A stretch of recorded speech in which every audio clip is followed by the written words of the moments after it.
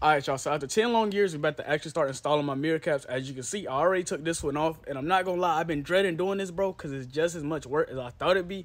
Mainly because to do this, they say, hold on, you gotta take this little mirror out. But as you can see, I didn't take this mirror out. Y'all ignore that wrap stuff in the background.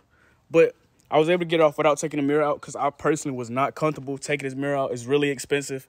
I keep saying mirror, isn't it a glass? Whatever it is, I've been dreading taking this joint out because it's just really fragile and expensive to replace, so they say. And I'm honestly not trying to figure out how much it's going to cost to replace this because I already had to pay, well, BMW quoted me $500 to get my door handle back on after I broke the screw. So, you know, I wasn't really trying to deal with that again. So we're going to see how this goes, bro. I got this one off, and y'all wish me luck for the second one. All right, y'all, so as you can see, the job is done halfway. I do got to do it twice to prove it wasn't luck, but as y'all can see, we got this joint on it looking pretty good.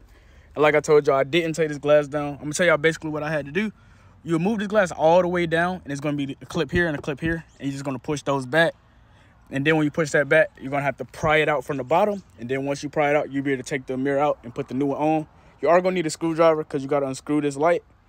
But it's pretty simple when you do it that way, and when you do it that way, you kind of avoid majority of the risks that come with taking the glass out. Just because you take the glass out, it could break, or it can I've heard issues where people can no longer get the glass to move to adjust the mirrors or anything like that. So I wasn't comfortable doing that, and I did it this way, and it did work on the G20.